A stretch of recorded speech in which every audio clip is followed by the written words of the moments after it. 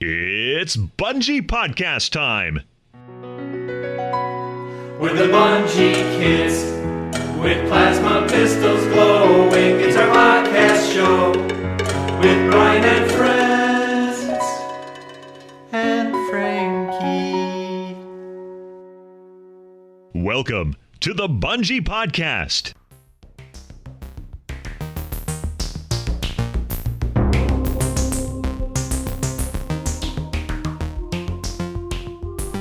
Welcome back to the now with 100% less Scottish version of the Bungie podcast.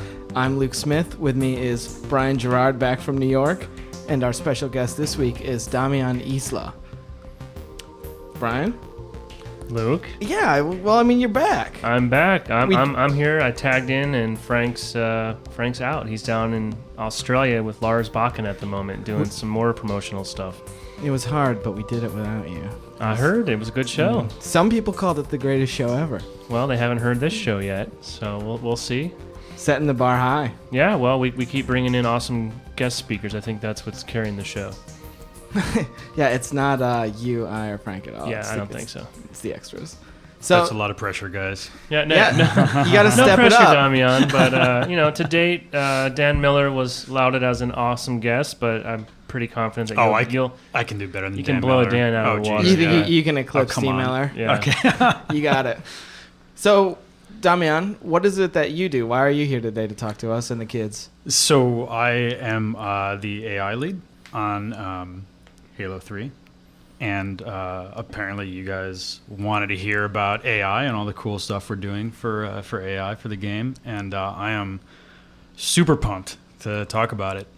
AI is artificial intelligence. Artificial intelligence, yes. So, what does it take? Before we get into some of the specifics of the game, what's it take to? What tools are you using when you're devising AI, and how is someone going to get involved with that? We get a lot of questions. You guys don't in design and dev, but Sketch, Frank, and I always hear questions from people like, "Hey, I want to work at Bungie someday too. How do I get a job being a designer? Or, I want to program AI." Like, what's sort of the base to begin at? Well, I mean, there's a lot of information out there on AI techniques, both sort of classical AI techniques, sort of academic techniques, and also just what we use in the games industry. And when people ask me about, like, well, how do I become an AI programmer, like, I always tell them, like, make demos. Like, that's awesome for us to you could put anything on a resume and it's always impressive, but, we've had, like, PhDs from Carnegie Mellon come in and do horribly on the interviews. Whereas we've had other guys come in who, have said, hey, I don't have any credentials, but, like, I put together this just, like, kick-ass little demo which just shows, like, guys running around the world and not only behaving intelligently, but also behaving in a way that sort of supports gameplay. Like, that's the fundamental thing to know as an AI programmer, is that, like, ultimately what you're doing is supporting gameplay. You're supporting the designers. And so... Which is incidentally why, academic AI is so far removed, in fact, from what we do, because, they prefer black boxes and abstract worlds and symbolic, messing around and not, like, sort of the embodied, like, I'm walking around with a physical body doing smart stuff. How long have you been with Bungie? I've been 5.5 years now. I just had my, knighting ceremony. Nice. Did you get what do you get, like a gold T-shirt or something for 5 years? Yeah, no, you get this this sort of crystal monolith little thing from Microsoft, which is in a box somewhere in my basement, and then you get a couple of T-shirts with your caricature on it, and you get knighted in a very moving, very ominous ceremony in front of the whole studio. So you were pretty much right in the early beginnings of Halo 2 is when you came Exactly. on. Yeah. What were you doing prior to coming into Bungie? I was in grad school, Okay. actually. Yeah, doing AI stuff in grad school, again with animated characters. So Halo 2 was your first shipping game that you had the privilege of working on. That's right. Well, that's not a bad jumping off point. Absolutely. So you're 1 for 1. I mean, even Halo 1 way back in the day is still lauded for a lot of the AI in the game itself. So I mean, you had some big shoes obviously to come in, and you guys were able to push that even further. I think trying to remember way back when we were pushing Halo 2 and things like having AI be able to drive vehicles for you. We definitely didn't have that in Halo 1. I mean, there were several new advancements there. That was one of my early victories. Was the first time a Marine got into a Warthog and started driving around and killing the player. And it was I mean, now it's like hyperactive. Like, I'll drive right now. And you get out to like switch weapons with a guy, and the guy's like, I'll drive. So we were, like in Savo Highway, the big sort of grassy plain area where there's a lot of vehicle combat that happens.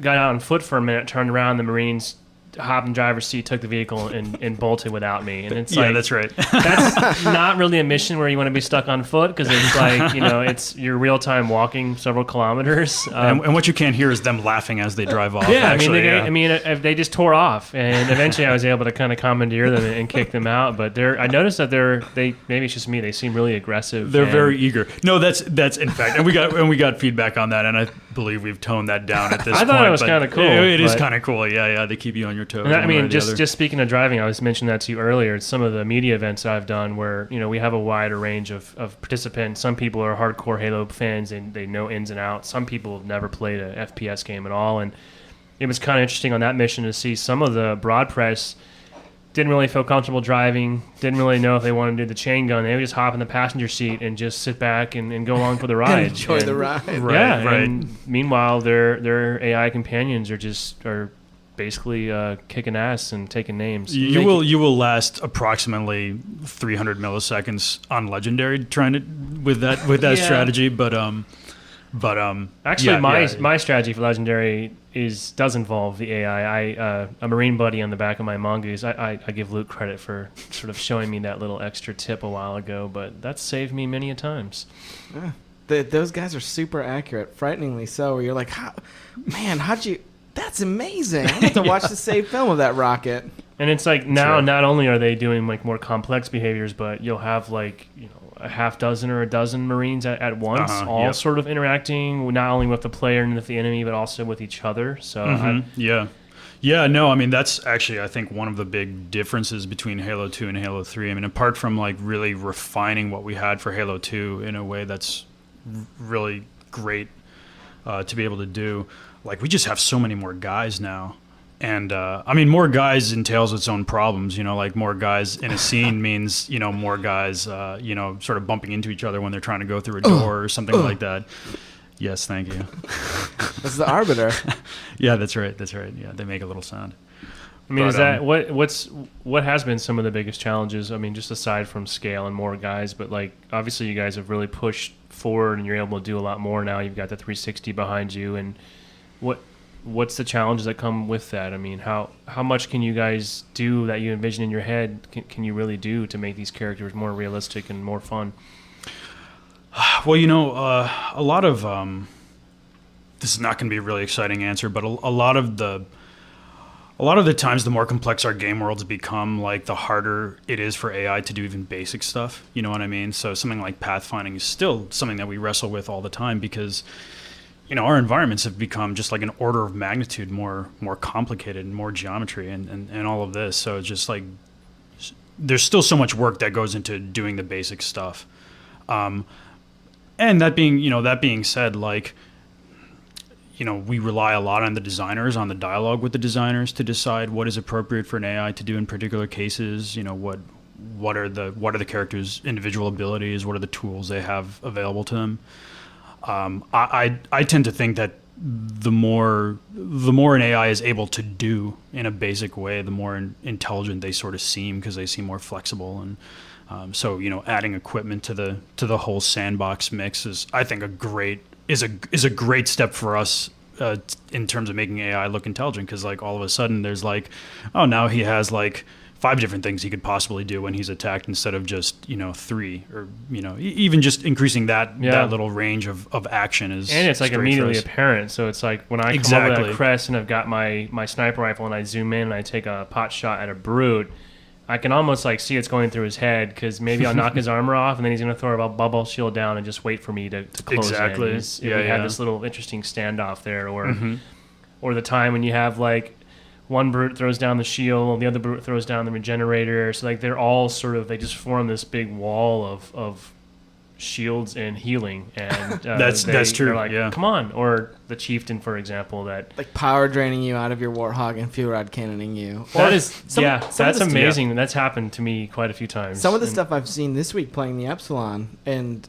has been brutes working in like deploying equipment in concert. Where an encounter on Salvo Highway that we call the Garage brings a couple of phantoms in on Legendary, and like baskets of brutes fly out, like just packs, and the jetpack brutes will flank you and flare you while other brutes are like power draining you, and it's all happening in this great concert where you're just wondering like, oh my god, how can I possibly survive that? And seeing that unfolding, and that's not how it happens every time. This is like, it's totally dynamic. Yeah, it is absolutely dynamic. I mean, the brutes, like all our AI characters in a lot of ways, are just like this massive collection of rules. It's just a massive collection of like, hey, one thing you consider to do when the player does this is to throw down a bubble shield. When the player does this, you can consider doing this. And so is it, I mean, and I'm not a programmer by any means, but is it really just like this massive string of like kind of like if-then scenarios where it's like, if I'm in this situation, I could do A, B, or C, and then if I do C from there, I could do D, E, or F, or what's the layman's way? I hate to destroy the romance of the AI programmer's daily life, but no, I mean, like, is there a way to boil it down and for non-tech people to understand? How does that actually work? Because it still baffles me. I don't get it. Absolutely, like honestly, like when you come right down to it, what you have is like if then. I mean, essentially, what you have is like, in this situation, do this. In this other situation, do this. Now, what is really complicated about that is that you have about 5,000 of those little if-then rules. And they're all cascading, right? And they're all cascading, and they're all like, any particular time, you have about 100 things you could do. And so a lot of what the AI boils down to as a process is, what is the best thing for me to do at any particular time? Like what, I have to analyze the situation and try and decide, well, yeah, okay, there's these 50 things and these 50 other things. Now, let me first make a high-level decision and say, well, I'm going to consider only these 50 things, and then among those 50 things, maybe 10 things, and so on and so forth. Meanwhile, all within like a millisecond in the middle of a battle. Yeah, and it's exactly. all transparent to the player. It's all transparent to the player. And the brute's like, could you pause for a second? That's right. My buddies and I are talking this over real quick. I'm only to option 500 out of 700. I used to write some basic text adventures for the Commodore back in my IS class in junior high, and I had some Sketch Zork. Yeah, some similar scenarios. Exactly. You can go east or west, and there's a door in front of you. So we've come a long way. We've come a long ways. In some ways, it's humbling to consider how far we have not come. In a lot of ways, well, we're still dealing with the same. What do you see as someone? Obviously, now that you've worked on these two games and you're an avid gamer yourself. I mean, where do you see this field going in our industry?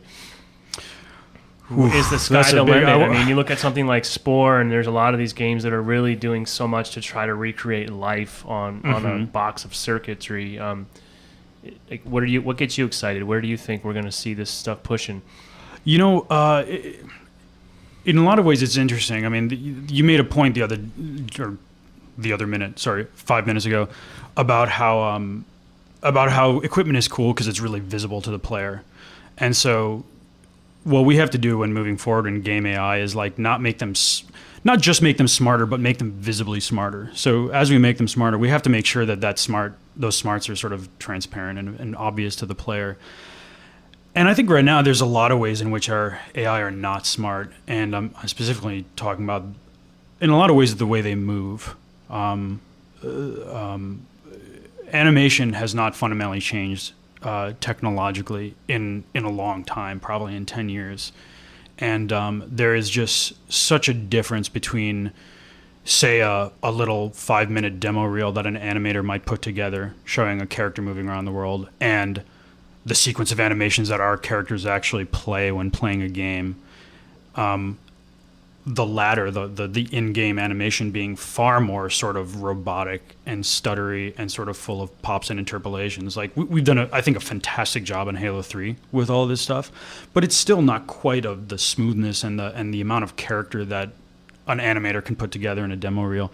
And so it's such a hard problem, because it's not just an animation problem, but it is an AI problem as well, because part of doing good sort of characterful animation is about showing intentions. And, if I'm about to reach for this pen, I first draw back my hand and then reach for the pen to tell the viewer that I'm about to do something with my hand. And that sort of shows smarts. And figuring out some way at a very low level to let the AI show smarts on his body through his body stance and, through how he chooses to move is I think a huge, and still, it's a field we still only just begun to investigate.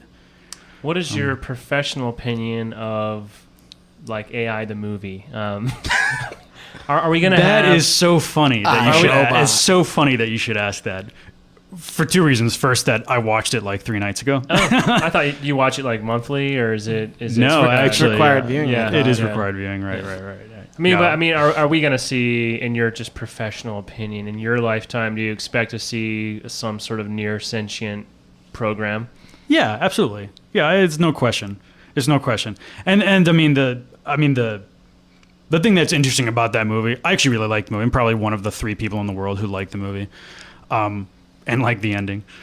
I think the really interesting thing is that I think that movie asks is, okay, there's like real intelligence and artificial intelligence, and really, what's the difference? Like, that's the fundamental question of AI. Is like, really, we're all just if-then-else statements. Ultimately, we happen to be implemented in neurons, instead of code, but we're still if-then-else statements. Just blew my mind, man. Whoa, dude. This is what I do all day. The very philosophical episode of the Bungie podcast this week. I apologize. Oh, man. I apologize. Yeah, that's good stuff. It's correct. It's gold. Though, Yeah, right? absolutely. If she says no, then you say yes. Yeah.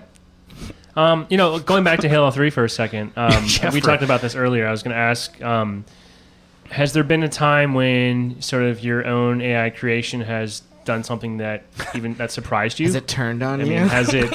Has it turned on me? I mean, yeah. Like, is there an example that you can share that wouldn't spoil anything too significant of a time that you were actually just amazed by your own work, or something crazy happened that you just didn't think was possible? I think I had an experience the other day on that same garage encounter. In fact, which I agree is an awesome encounter. It's epic in all kinds of ways, but no, I had a fantastic moment the other day where there's a swarm of birds coming around the corner. I start shooting one of them. He throws down a bubble shield, but I kill him before he manages to actually like hop inside it. And then I, thinking like, damn, I'm smart, I hop in his bubble shield. And of course, just as I get inside the bubble shield, I realize, I really don't have that much ammo left, but at least I'm in the shield. But then the next bird comes around the corner, and the next bird is a bird chieftain with a fuel rod gun. And he turns around, this big rocket launcher thing. And he turns around and he sees me. There's a very clear moment of acknowledgement in which our eyes lock. We say, I know you're there. He knows I'm there. And he just turns around, and he knows I'm in the bubble shield. He knows he can't hurt me. So he just waits. And he just sits there and he waits for the bubble shield to go down. And I'm there. I'm looking at my watch. The clock is ticking. I know the shield's about to go down. I'm like, oh my God, what did I do? This guy's going to kill me. And so I'm like, okay, that's it. I ready my short range weapon, and I'm like, I'm charging out. And of course, the nanosecond that I show my nose outside the bubble shield, bam, he kills me, and I'm dead. That and I was guy's like, a real jerk. oh my God, that was awesome. The fuel rod cannon chieftains are like the secret hero of Halo 3's brutes, I think, because they're like, every time you see one, you cower in fear. Absolutely, You're like, yeah. oh God, this guy's gonna. And with the changes that we Even experienced now, yesterday, we were playing. Yeah, we were on playing Legendary yeah. yesterday, and the trajectory of the fuel rod cannon was adjusted to make it more rocket-esque, where instead of like when it comes at you slowly, it's like rapid fire, huge pellets of destruction. Yeah. Are there actual AI changes between like easy and legendary, for example, or is it not so much the AI as it is just like their health and their damage and things of that nature? Yeah, that's a great question. No, actually, there's really not. I mean, we It seems to me like on Heroic and Legendary that they seem more cunning, but it may just be that they're living longer and have more time to do stuff. That is exactly right. Yeah, that is exactly correct. Like you spend so much more time in cover that they have a lot more time to move around and get to places. You know, we really don't change that much. Their vitality is larger. We do tweak some numbers like propensity to throw grenades, rate of fire, and this kind of thing, but not even that much. You know what I mean? Yeah. And it's certainly not the fact that they're smarter in one or the other. It is the fact, as you're saying, that they live longer. They have more of an opportunity to sort of like display their full behavioral repertoire instead of. You mentioned throw grenades, and that was like one of the first things we showed back in the Brute documentary was sort of that pack structure, and you had the chieftain or the commander who gives the throw grenade command, and all the other guys step forward. And I've had that when that does happen, it's pretty intense when you're on the receiving end. And I also remember a long time ago when I think it was you and maybe Paul Bertone were showing me some of the scripting for how the pack behavior stuff works. And I don't know, is there anything you can talk about with that and maybe how that's changed? Because did Halo 2 have any sort of notion of that? Was there sort of a hierarchy of how the characters relate to one another? There was a very basic idea of, a grunt having a quote-unquote leader character. So the grunts sort of knew that elites were sort of their leader characters. And so there was a very basic way in which grunts would say, an elite just died. There are no other elites around me. I should panic and run away. Sort of the well-known sort of like run away and panic when your leader dies. And one of the things that, in fact, since you mentioned Paul, was actually really interested in pursuing with Halo 3 was to basically make that a real system, make it a sort of a more well-rounded part of the sandbox. And so now, I mean, we've extended that whole thing to trying to get it so that followers will take up certain positions relative to their leaders. Certain bodyguard characters will protect their leaders by trying to pick a nearby point in front of them to stand at. And yeah, I've noticed the chieftain just sort of sit back with they kind of just sit back there with their arms crossed, scowling, waiting. And meanwhile, all their minions kind of charge out and take the brunt of the assault. It's like you know what's coming, though. He's just sort of waiting for you to get weakened down, and then that's about the time he suddenly makes himself invincible and comes charging at you with a giant hammer. That's exactly it. And what's so cool about the whole leadership thing is that, as you say, like by making that again transparent to the player, like it means that now the player can make decisions about how to attack an encounter. He can be like, well, I'm gonna whittle down the followers and then deal with the leader at the end. And if the leader's a hammer chieftain, that's an intense, scary experience. Or you can be like, well, I'm going to try and take the leader out first with some kind of tactical strike, and that too causes the followers to behave differently. So you sort of know how things are going to. Yeah, it's the sandbox. You got a little toy and you know how to poke it, and that's the idea. One of the other things that we showed way back in the Vidoc was the various types of brutes. I mean, we've been talking about the chieftain, and there's the commander class, and there's sort of the infantry classes. And without getting into too much detail, there are different sort of behavioral patterns based on where these brutes fall in the hierarchy, correct? Mm-hmm. Yeah. There is sort of a standard. I'm trying to remember how exactly we organize this. There's a standard hierarchy where we have like sort of normal brutes to brute sort of captains, I think we call them, to brute chieftains, who are the highest. So there's one hierarchy there. And then we also have another of sort of special sort of variants, which are sort of these spice variants that sort of don't quite fall into the hierarchy exactly. But guys like the jetpack brutes and, some other guys fall into that category where they're just whatever. Yeah, they don't do the positioning part of the leadership follower relationship so much, mostly because they're sort of this spice that's added onto an encounter when it's already there. That's the idea behind them. So, but yes, they behave very differently and they attack you in very different ways, and you have to figure out how to deal with them. There's some pretty sneaky brutes in the second half of the game. That's right. Literally. There's some. Have you gotten to that part yet, or? It's Sketch, yeah. Have you played that far? I mean, Yeah. I know that during the day. Uneasy, yeah. It is a Yeah. difficult game. I use all my debug cheats. I go deathless, and yeah. You know who does that is Joe Staten is always playing with like. No, he said that's for story review purposes and pacing. Like he's but then he'll sit and brag about what he's doing. Like, I just one-shotted that thing. Oh yeah. Oh, you turned on the one-shot cheat. Oh, Yeah. okay. How about Oh, that? Yeah, that's Okay. right. Yeah, cheat I'm omnipotent. It's really one of my impressed. personal favorites. I know.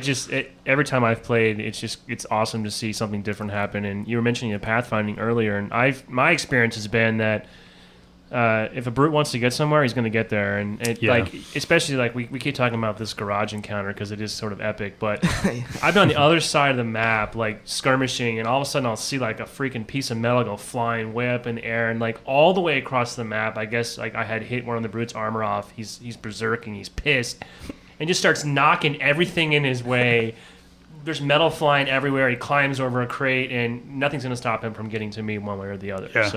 Yeah, that's right. I guess when you're a big hulking behemoth, pathfinding becomes easy because you can just knock crap out of your way if it's blocking you. Never. It's never easy. Pathfinding is always hard, no matter what. But yes, I mean, like getting across the character of the brute as like this powerful thing that's going to like mercilessly smash anything out of its way. Yeah, it's been fun. Yeah, it's definitely been a fun process getting that all working and working. One other robustly. thing that we may want to just touch on briefly because it has been noted in some of the magazines that have come out lately. One of the other sort of big new AI improvements in the game is the Scarab.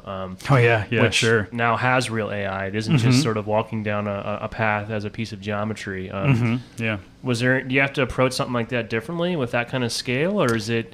Yeah, absolutely. How was that to work on? Yeah, it was really fun, and we did a lot of that stuff in the early prototyping. So like probably in the first year or so of Halo 3, we had the Scarab pretty much done from the AI side. The Scarab is a lot of fun. Yeah, he does have to behave differently because he's obviously not going to come like searching for you in the same way that you hide behind a barrel or something. He can't like, let me pick a point next to you that will uncover you because he's just too freaking big. And we had to do like lots of other stuff just to deal with the scale because the scale presents all kinds of obviously performance problems as well as. I've noticed that hanging out right underneath it seems to be a fairly safe strategy, and then every once in a while maybe it's just in my head, but he tries to step on me. Oh yeah, he'll do that because he can't shoot. He can't shoot directly below himself, but he can just crush me with his foot. Yeah, and ultimately he's also just going to try and again like get it. I mean that is in fact one of the things. He will not let you get to flank him. I mean he always tries to keep that gun on you, so you can't expose any weakness. Yeah.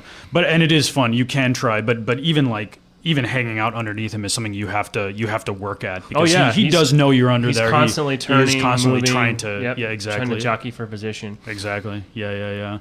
And another big challenge with the Scarab was all the guys running around on top of him. Yeah.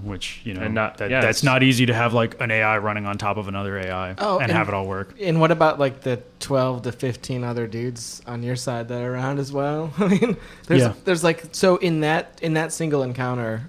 There's probably how many different things going on, like how many AI things are happening. Oh, you're talking about on the storm? I'm talking about on the storm. Yeah, one that. Yeah, no, that's wonderful. That's a wonderful scene. Like all those Scarab encounters are great because those are sort of like, let's take everything we have and just like throw it in there. Do you guys ever have to go back and like turn down the AI because it's too smart? Because I remember one example we talked about a while ago is. Somebody was, I think it might have even been Joe, was in that encounter fighting the Scarab, kind of trying some different stuff. Next thing you know, is the Scarab is down, and we thought it was a bug. And we watched the film. It turns out the AI Marines just beat the shit out of it. And it's like that's awesome for them, but maybe for a player, it's not that. It's like I don't even know what happened. I turn around, next thing I know, this big thing's destroyed, and my Marines are all like, "Hold on." There are some small ways in which we have to cheat and make it so that the Marines like don't cause as much damage or sort of aren't quite as accurate against the Scarab and that kind of thing. Exactly, precisely in order to try to get it to be the player who delivers the crushing blow. Remember our early build for E3 when there was this obviously isn't what we're shipping now. It's already been remedied, but in the beginning of our E3 build for that section of Sierra 117, we'd be practicing it and For a few iterations, the Arbiter would just tear off at full speed and kill everything. So it's like, right. by the time you demo, there's like one Covenant left. There's to go. one guy The left. Arbiter is just up front, like tapping his foot, like, let's go. Come Yeah, on, yeah, what are you yeah. doing? Looking at his watch. Yeah, exactly. Yeah, he's pretty brutal. Yeah, no, I mean, so that's, again, like, in a lot of ways, that's not even an AI problem. It's a design problem in that a lot of what the designers do, and something like in the encounter with the Scarab, in that particular one on the Storm, a lot of what Niles is doing in that particular case is managing who should be fighting who. Because what he's tried to do is basically like set up a couple layers of the combat so that you look up and you see the Hornets fighting the Banshees, and you look down and this group of grunts is fighting this group of Marines, and then you and your buddies in the Mongoose are fighting the Scarab. So the whole point is to try and get like this nice distributed action going, So it's true. Like, it doesn't feel right or particularly fun if everybody's like, oh, Scarab's the most important thing to kill. Let's all kill the Scarab. Hornets raining down missiles. Like Luke's stealing all my killing blows in the metagame when we're doing co-op, for example. What are you talking about? Yesterday when we played, you were like, I'm just going to leave you dead and get mad points. And then you did. Proven tactic. And then what'd you do? Pause it and revert to the last save checkpoint? That's what happens when you're the party leader. And I'm trying to file a bug. Meanwhile, I'm like typing up a bug in Raid that the game just mysteriously reset to the checkpoint. That's right. Yeah, and some engineer spends 4 hours trying to figure out what happened. Oh, Luke, won't fix. Luke, yeah, that's right. Luke I won't fix Luke it. copped to it, so I didn't actually file the bug. Got it. I was kind of baffled by what happened, but it's a proven tactic. We're only playing with that thing from now on. Nice. So a lot of people always, the elites are really iconic in Halo, and we get a lot of people talking about how they want to fight the elites. And fighting the brutes in Halo 2 was a completely different experience than fighting the brutes in Halo 3. What are the differences, in terms of behavioral differences between fighting an elite and fighting a brute? Obviously, we have the dynamics of equipment, but what other sort of behavioral things have changed? Between Halo 2 and Halo 3, you mean? For the brutes? Yeah, for the brutes. I heard the brutes were just bullet sponges in Halo 2. That's what I heard. I think Chris Butcher said that. Yeah, that's kind of true. But then also, as far as the dynamics of fighting brutes versus fighting elites in Halo 2, and fighting elites in Halo in general. Well, the one thing I'll say is that in Halo 2, the brutes were They were a character that you only fought in the last third of the game or quarter of the game or something like that, and they were designed as such. They were designed to be a very different kind of character from the elites to make it very obvious that they were a different experience fighting them. But they didn't necessarily receive the love and the depth that the elite combat model received. And, when we approached Halo 3, we were like, well, look, the brutes are going to be the, backbone character of the Covenant in this game. So we have to go back and, really think much more deeply about how they react in all these situations. Like, what is it that's, how do you fight them, and how do we make that interesting and not make them just bullet sponges? So I know one of the earliest things that we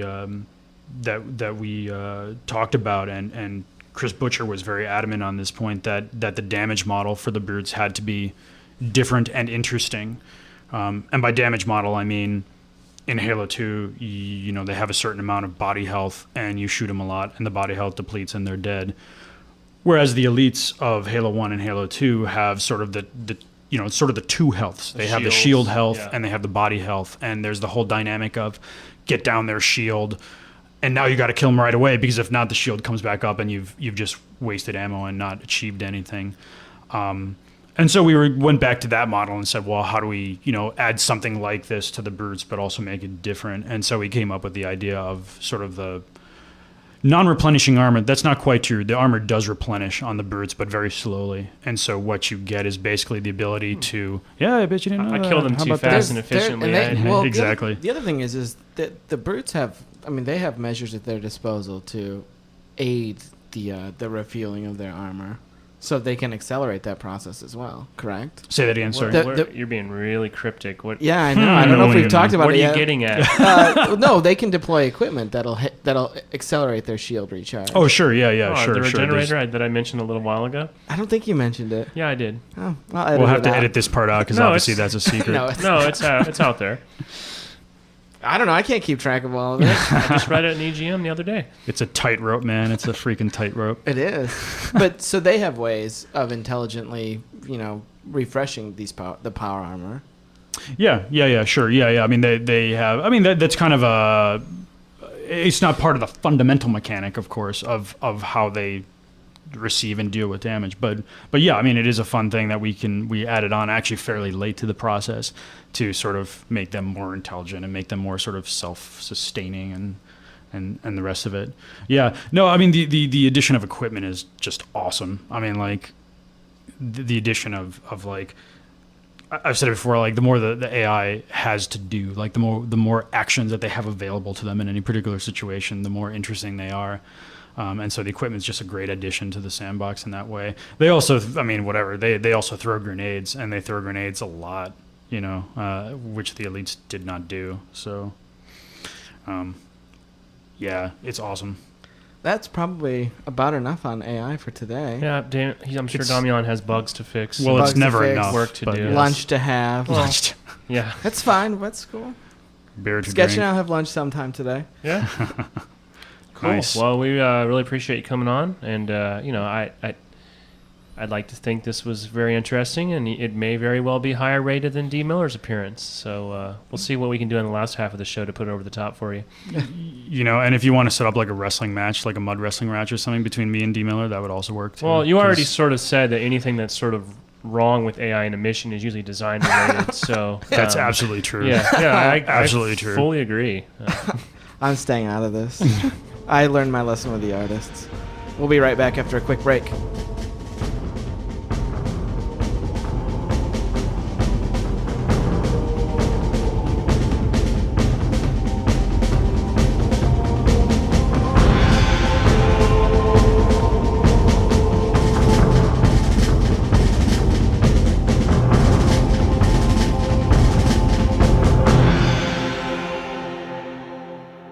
And we're back from what was actually a real break. Normally, when we say we're taking a break, it's to kick out the special guest. But this time, Brian and I went and did things and stuff. Work, yeah. Yeah. Hours have passed. Now hours have passed. It's late in the day. The adults have gone home.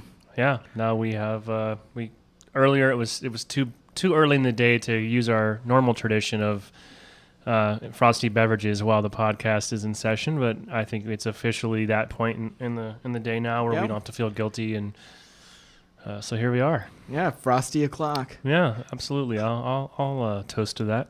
So you were talking a little bit at the end of our break about your text adventure game you're going to give us from your high school years. I wish I still had it. I mean, I was not. That was back when I maybe thought I would write AI for a Blockbuster game when I grew up, but it was either that or the ASCII art also opened a bunch of doors for me. But that was I think we had Commodores back then, or it was really rudimentary, but it was create your own little text adventure with awesome ASCII like pop-up screens as the big reward for solving the game. So wow. yeah, that just shows how far we've come as an industry. And how far you've come. I know. I mean, I maybe could have gotten a deal with Burger King back then, or we could have had a Slurpee, but I like to. I do it for the sake of making art. I wasn't really interested in promotion. speaking of promotion, you were out in New York last week. I'm doing a little promoting work. fool right now. Absolutely. And like we said before, I mean, Frank, as at this very moment, is literally down under with Lars doing a lot of promotion as well. Doing something. Yeah, they're doing a lot of shrimps on the Barbie and stuff like that, but they're in Australia. So as glorious as that sounds, I think Frank literally spends more time in an airplane and airport than he ever will in Australia. So it isn't quite as awesome as it sounds. It's actually kind of grueling, and we've both done a lot of travel and have a lot more to go. But I was in the Big Apple last week.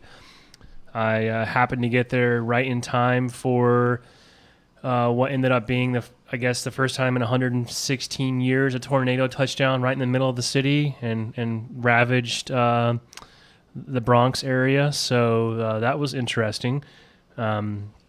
I think that threw a little wrinkle into our plans. I think all the transit for the following day was in chaos, and we had a lot of media that couldn't make it. But this was essentially an event Microsoft hosts to promote Xbox and all the holiday titles, and they invite a lot of different media outlets to come and check them out in hopes that they'll go. And when they start writing, every magazine and sort of show does like a gift guide and things like that. And what people may not realize is that a lot of those things start right now, and they may not come out until October, November.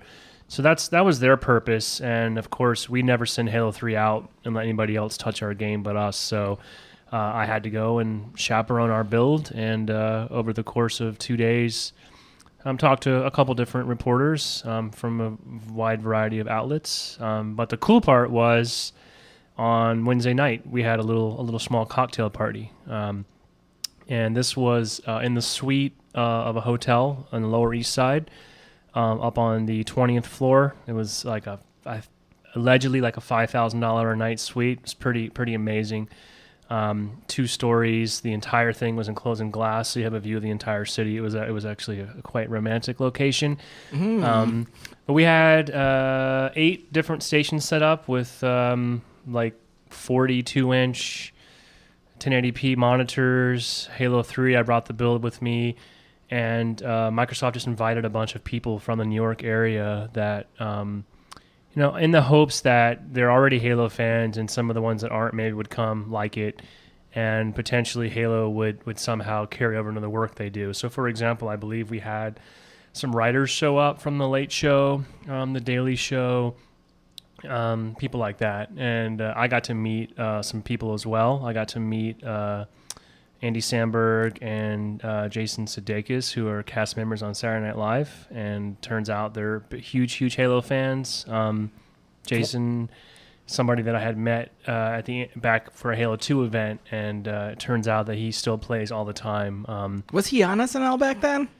Was he what? Was he on I think he Saturday Night had Live back just then? started. Yeah, honestly though, I was watching him play, and at one point they were playing a bunch of split screens, so there was like 12 people total in this multiplayer match on Shrine, 4 teams of 3, and his team won, and he individually had more points than like any other team did, and had more points than the other two of the other teams combined. So the guy's a monster, and I'm like, wow, you're really good at this game, huh? Because sometimes people show up for free drinks or to get their picture taken, but they were like legitimate Halo players, and I kind of knew that was the case when he told me that he got way better at the game for playing so much SWAT in Halo 2. So he actually can talk the talk as well. So he's a SWAT guy, and who would have thunk it? He sounds like meat for the hump day.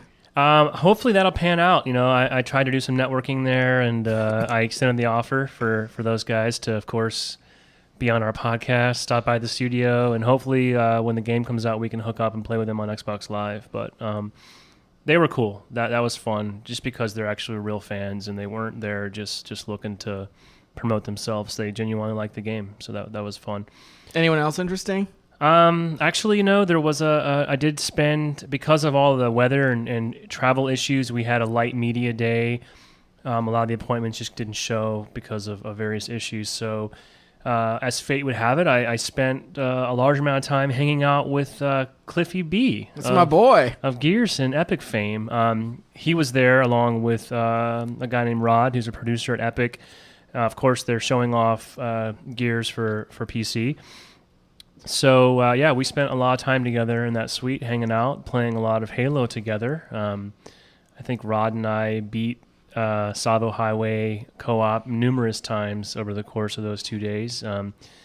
At one point, I even used the film that the 2 and 3 of us generated to actually do media demonstrations. So I would like to give a big shout out and a thanks to Cliffy and Rod for really helping me promote Halo 3, and for helping the media have a great Halo experience in New York.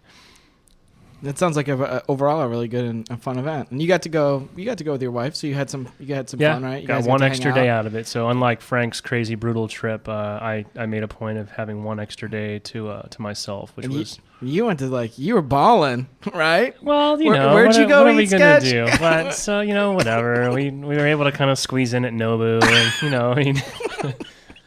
Yeah, whatever. It's just some fancy seafood. But yeah, it was fun. We did the town up, but I will say that at that event I was talking about at night, Cliffy was there too, and he was playing multiplayer, and he was actually doing pretty good. He was kicking some ass. It was funny, true story. There was a guy there. I don't know who he was, but he wasn't a gamer, and he asked me, and Cliff's sitting right next to me, why isn't this game third person like Gears? That would be so awesome. And Is he Japanese? It's Halo, not Gears. Right. But yeah, Cliff was there to personally hear that. But he actually did a pretty good job. I think he did a personal demo and showed a guy how to play who was there from the New York Knicks. I don't really recall his name. I'm not a huge sports guy. God, I he's apologize. doing a job for you. I know. I'm serious. We definitely owe Cliff a free copy of Legendary Edition. I think he might have sold a few more for us over the last week. Well, moving on. Speaking of sports nuts, oh God. I don't know if our listeners would be as shocked as me to find out this piece of information, but the other day, true story, I was asking Luke if he wanted to go online when we got home and play some Halo 3 co-op together and test out and maybe play the Epsilon against some Microsoft people, and turns out he had plans. He was actually camping out in line. I was not camping to in line. Get Madden. No, I was. I Madden went out 2008. I went to get drinks with a friend of mine who was in town from Ziff, covering Game Fest, and then after that was over, before I went, I pre-ordered Madden, and after that was over, I swung by the store at midnight, picked up my copy, and went home and played. And then last night, when you want to play the Epsilon, I was like, I've got this fancy football draft, and then that draft fell through, and then you were playing Epsilon, and all I was doing was playing Madden all night. Yeah, I noticed. I saw. So I mean, You should get it. There you go, folks. Luke is officially over Halo 3 and would prefer to play sports games now. So that's a good spin. Great. I never pegged you as a hardcore sports gamer. Now you're like wearing jerseys to work, and you got like pennants hanging up over your desk now. Yeah, it's a big year for the Colts. I mean, you've been here how many months, and you already got a Hawks Forever tattoo on your bicep? Seriously, you might want to tone it down. We're not really a bunch of jocks in this building, so we are gamers. I don't want to stick out. Stay true to your roots. Don't go down that path. So to recap a little bit of what appeared on the site last week, we finally showed the flamethrower and the fourth grenade we revealed. And there's been a lot of information about it now. I mean, you've probably read about it on BNet, and IGN showed it as well. And one of the things that I want to talk about was, do you remember when we were playing with the flame grenade months and months ago? Yeah. And on Guardian, the flame grenade was like a one-hit. Insta-kill. It was like throwing a rocket at someone. It was. And then I used it all the time.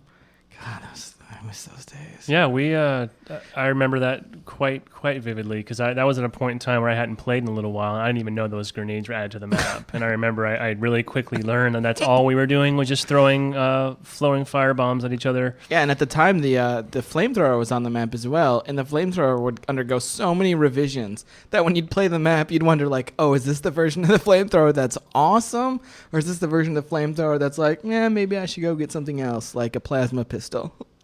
It's definitely, I still think it's awesome, but it's going to have limited uses, I think, depending on the maps. It's really hard to not to resist the urge to run over and pick it up because it looks awesome and the fire is really cool, but chances are that your opponents have battle rifles and carbines. Or an assault rifle. And you'll never get close enough to burn them, and they'll just kill you. So it's going to be an awesome defensive weapon if you're going to try to guard your flag or something like that. I could see that working out pretty well. Throw up a bubble shield and cower in it with the flamethrower. Could be an interesting technique. Fill it up with fiery death.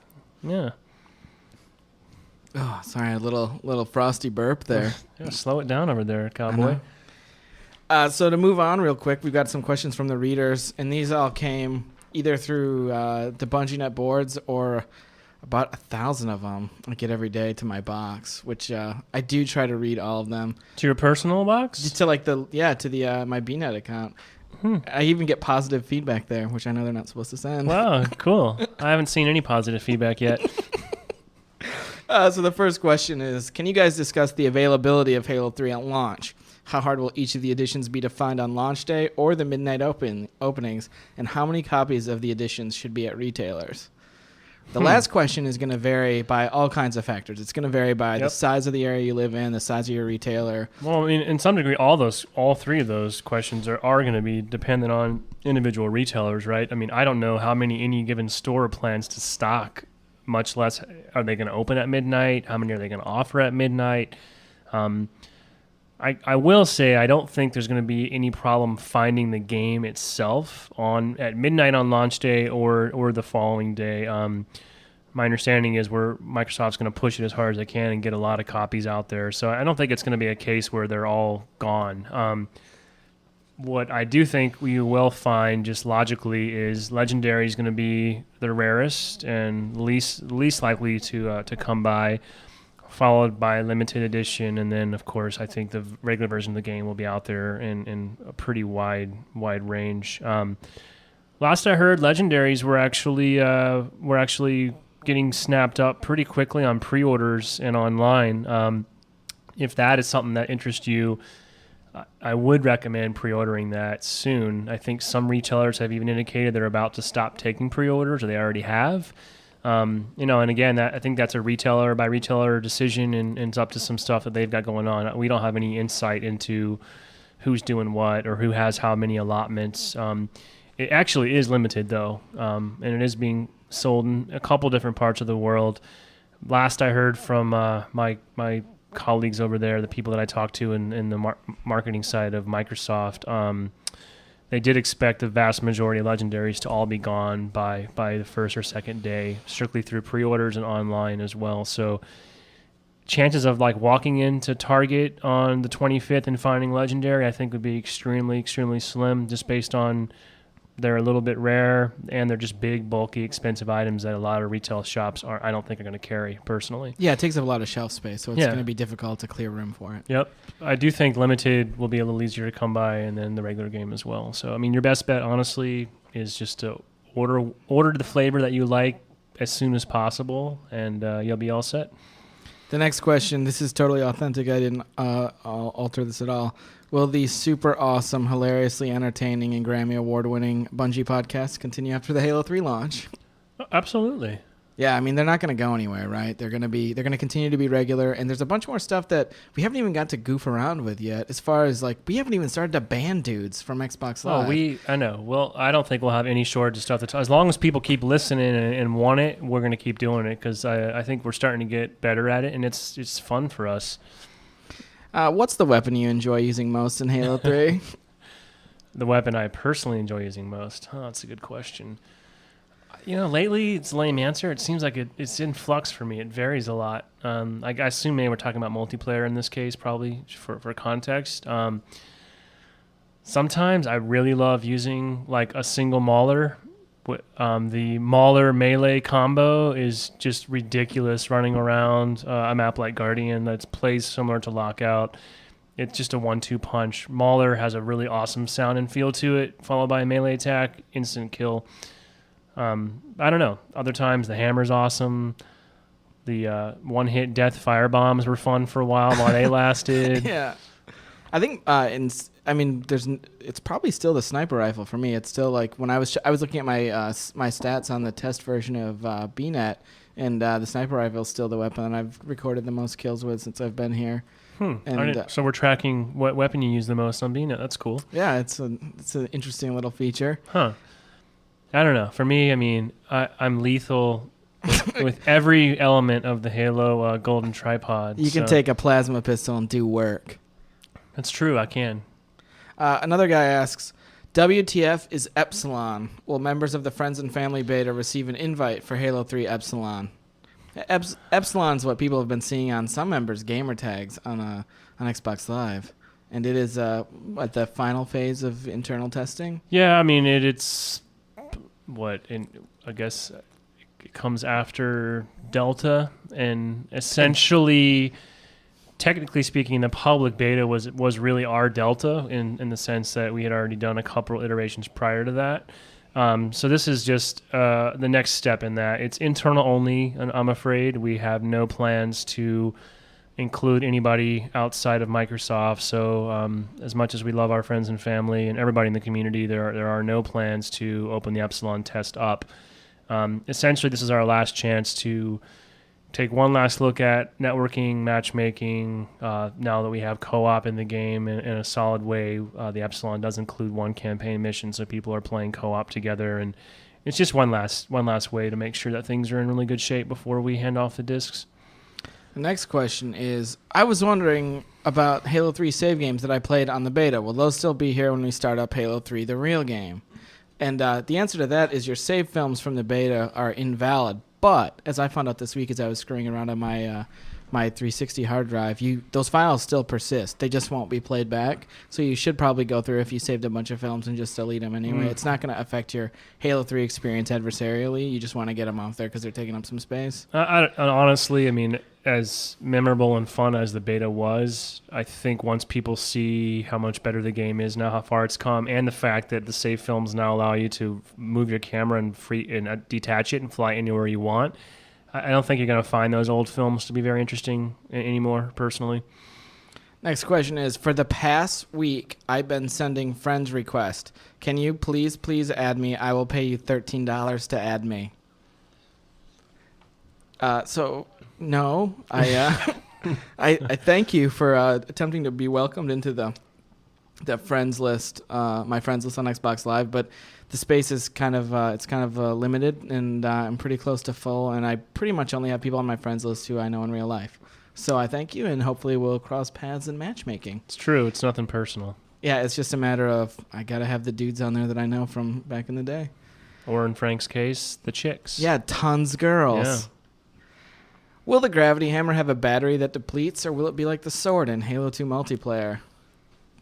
Well, we haven't really talked about this before, but one of the things that surfaced in EGM way back in October was that the energy sword was going to have a battery, and as a close quarters melee weapon, a weapon that doesn't deplete could potentially be overpowering. So in an effort to balance the game, I mean, it seems like a pretty safe assumption. Yeah, I would say so.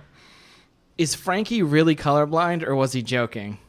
As far as I know, he really truly is. He's absolutely colorblind. Based on like some of the outfits he wears to work. Did you see him in the Australia video? Yeah. Where he was wearing like a My Chemical Romance hoodie Yeah, I was actually with him when he bought that hoodie. at Hot Topic. I didn't buy it at Hot Topic.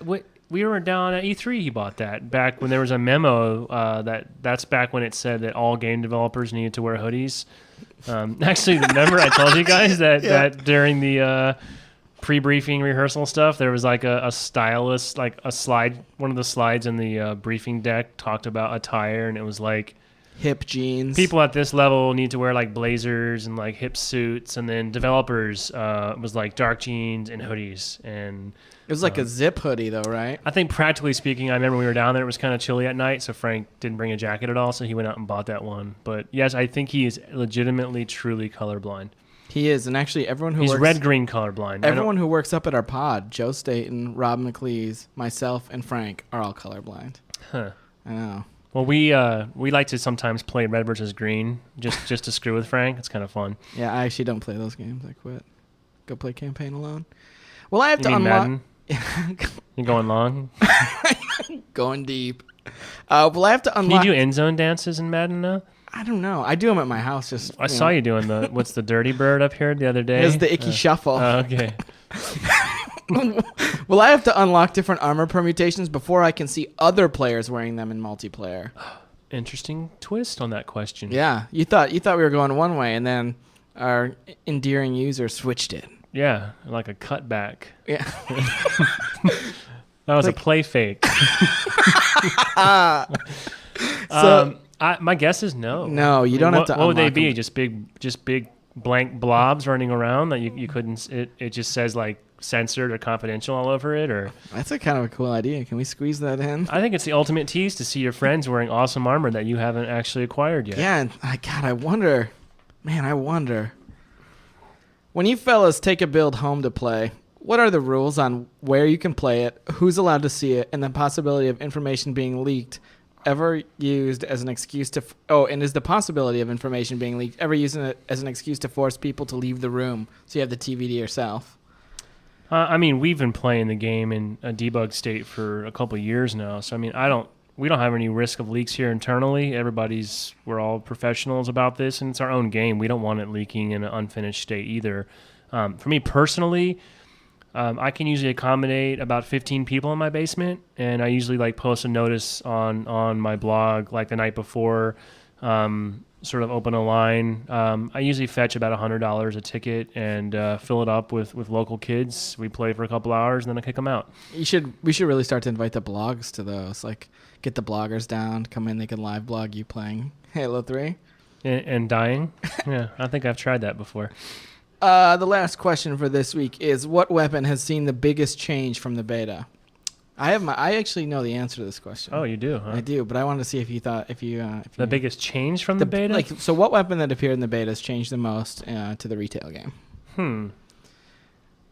Well, the weapon in the beta that jumped out to me the most immediately as potentially being a little bit too powerful and deadly in the beta was the carbine. Whether or not it's changed significantly, I'm not sure, but it doesn't seem to be the all-ending death-dealing piece of like awesome that it was. Infinite range, fast-firing, deep clip, 2 headshot kills. It feels like it's been toned down and balanced a little bit differently, in my opinion. Correct. Oh, cool. Yeah, the Ding, carbines ding, ding, ding. now. Yeah, you didn't even have to play on the hardcore team to figure that out. I know. Yeah. Yeah, that's the weapon that's changed the most. Huh. Awesome. Well, with that, that's all the Is that it? questions. That's for all we this got, week. huh? Yeah. Okay. Well, I know it's not a normal show without Frank, and who knows who's going to be on the show next week. We're all going our separate ways yet again. But as always, if you have feedback, we'd love to hear it. Great feedback, send it to myself or Frank. All your complaints and issues can go directly to Luke, either on Xbox Live to his account, or of course you can reach us through Bungie.net as well. And you can get the podcast both from Bungie.net, or if you haven't yet, you should subscribe to it via the iTunes Music Store, because it's there now with all the correct art and everything. And tell your friends. All of your friends. We can't achieve world domination, but we can at least conquer the iTunes podcast chart. We'll be back. Thanks.